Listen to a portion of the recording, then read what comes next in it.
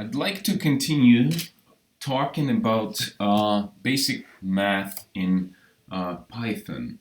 And in particular, one thing which I haven't emphasized in previous videos is three different types of division in Python. So we have one type of multiplication, right? This is multiplication operation, and if we multiply integers, we get an integer. If we multiply floating points, floats, we will get a floating point number. Well, it's different with division. There are three different division operations. So first is, well, the usual division, right? So we take 6 divided by 4, and we get 1.5. So it's integer, integer, and the result is float. However, there is an integer division operation. So if we divide 6 by 4 in integers, we'll get 1 instead of 1.5 because the result should be integer. Moreover, what's interesting, if you take 6 and divide it by 3, you're not going to get an integer. You would still get a float because you're using the floating point division. Finally, well, one of the operations which I mentioned before is the modulo operator, which gives you a remainder for the integer division. Well, other important thing is the precedence of the operators. So the operator which is first taken care of would be the power, the exponent, right? The next one is multiplication, division, and other types of divisions, and then adding and subtracting, similar to what we have in, well, in usual math. What's important, it's done when we're dealing with exponent operator. The operations are done left to right. So, right to left. So this thing is equivalent to 2 power 3. Well, when we do division and other operators, it's left to right. So this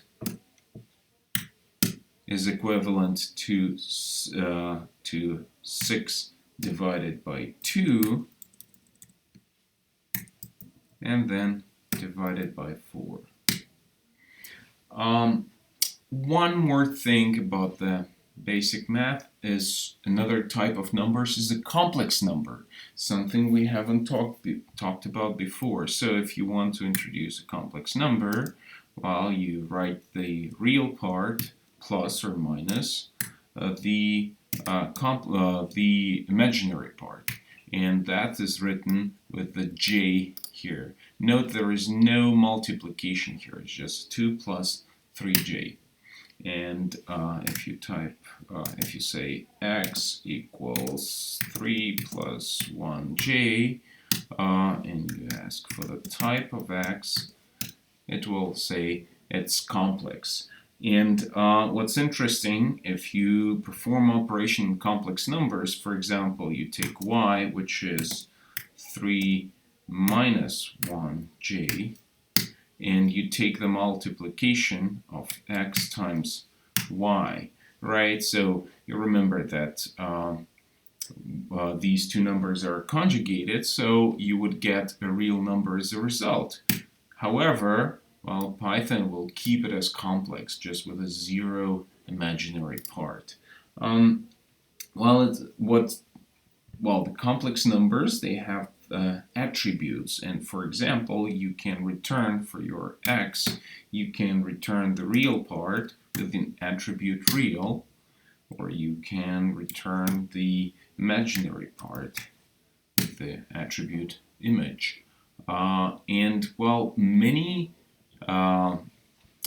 things in Python are objects, and objects have their attributes which can be called after the dot without any parentheses. So, however, there are also methods, and for example, there is a method conjugate. So if you take x and you type x conjugate, and you need to put the parentheses here, this will return the conjugated number.